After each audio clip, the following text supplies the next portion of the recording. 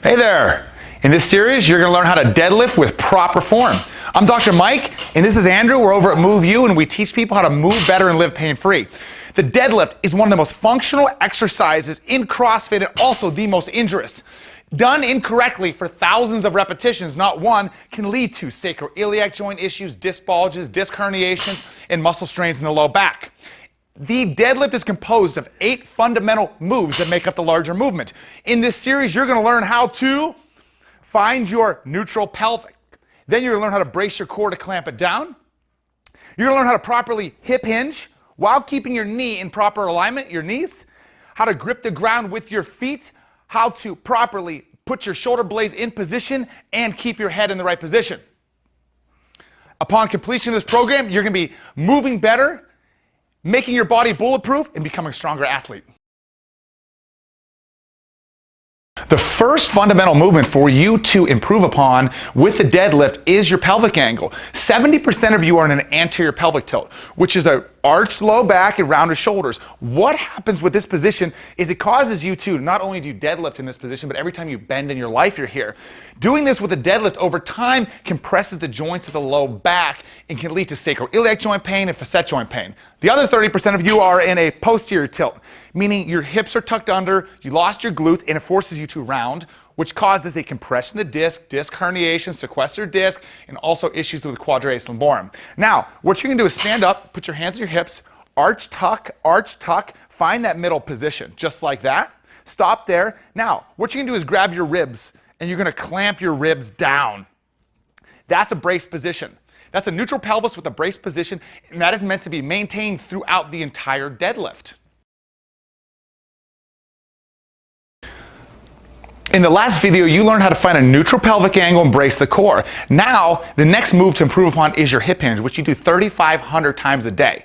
So it's not the deadlift that caused your injury, it's the 500,000 repetitions in the last 10 years that have led to that one. Here's what you do for this one. Grab a stick, and what you're gonna do is make sure the stick stays connected to your pelvic bone. Stays connected, touches your middle back and your head. Now what you're gonna do is slowly, with the neutral pelvis and the braced core like you worked on, slowly, 1/4 the speed that you think you should go, are going to hip hinge down with that braced core, maintaining those 3 points of contact. Pelvis, middle back, and neck, and come up from that. What happens is the most common thing is you lose that spot. And if you lose this position right here, you better believe that your disc and your low back is compromised. The other way, if there's too big of an arch like this, then you got a Volkswagen can drive through, that causes joint injuries. Practice that. Now that you've improved upon your pelvic position, your braced core, and your hip hinge, the 2 joints left down the chain are your knee position and also your arch. Now, do this barefoot or with a barefoot style shoe. Keep your feet straight ahead and grip the ground like you're a monkey grabbing a branch. Grip the ground, and what it does naturally is it turns the knee out. Now, this grip position and this knee position are to be maintained throughout the entire deadlift. However, that you found that neutral pelvic position, that actually is going to activate your glute and allow your knee and foot to stay in position a lot easier. And that's it. Done. Done.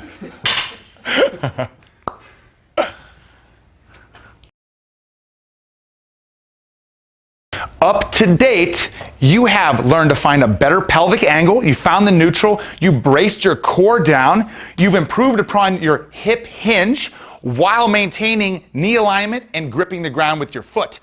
Next is to improve your shoulder blade position. What this means is your shoulder blades are meant to be pinched down and back, just like that, while your chin is vertical, allowing for straight alignment from the ear to the shoulder to the hip, just like this. Practice upon this by, at the bottom of the deadlift, grab the bar and simply draw your shoulders away from your ears while maintaining that chin position.